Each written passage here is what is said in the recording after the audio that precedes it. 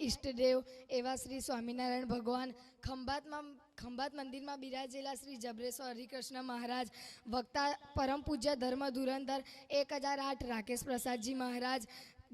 વક્તા શ્રી જ્ઞાન વલ્લભદાસજી સ્વામી, કોઠારી શ્રી વેદાંત વલ્લભદાસજી સ્વામી અને મારા ગુરુ એવા શ્રી સદગુરુ જ્ઞાનજીવન દાસજી સ્વામી કુંડળધામ, પરમ પૂજ્ય ધર્માનંદન દાસજી સ્વામી અને અહીં બિરાજેલા તમે સૌ હરિભક્તોને મારા ભાવથી જય સ્વામિનારાયણ. ભગવાન શ્રી સ્વામિનારાયણે આપણને સ્વહસ્તે શ્રી જબરેશ્વર હરિકૃષ્ણ મહારાજની મૂર્તિ આપી અને સદગુરુ શ્રી ગોપાળાનંદ સ્વામીએ અદ્ભુત એવું શ્રી જબરેશ્વર મહારાજ નામ આપ્યું અને તેમણે કહ્યું કે આ મૂર્તિ હરિભક્તોના જબરા કામ કરશે અને ત્યારથી જ જબરેશ્વર હરિકૃષ્ણ મહારાજ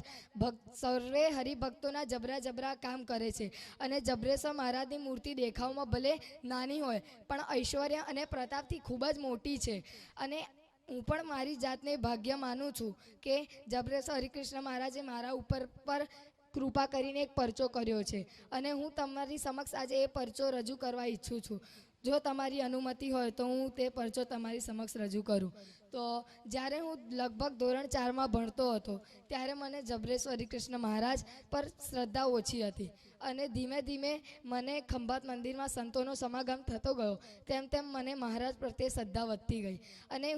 જ્યારે શ્રદ્ધા ઓછી હતી ત્યારે હું તોફાની પણ ખૂબ જ હતો અને જ્યારથી શ્રદ્ધા વધી ત્યારથી હું દરરોજે સાંજે મહારાજના દર્શન કરવા આવતો હતો અને મહારાજની કૃપાથી ધોરણ 5થી ધોરણ 9 એટલે કે અત્યાર સુધી ભગવાને મને પ્રથમ ક્રમાંકે પાસ કરવાની કૃપા કરી છે અને સંતોએ પણ મને સ્વામિનારાયણ ભગવાનનો ખૂબ જ મહિમા કહ્યો છે. અને આ જબરેશ્વર મહારાજ એવો પ્રતાપ ધરાવે છે કે આપણા સૌ હરિભક્તોનો ભાવ જોઈને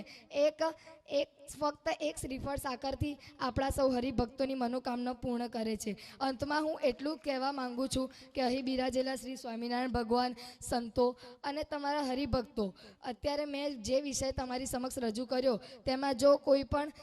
એક પણ ભૂલ થઈ હોય તો મને માફ કરજો. જય સ્વામિનારાયણ. ખૂબ ખૂબ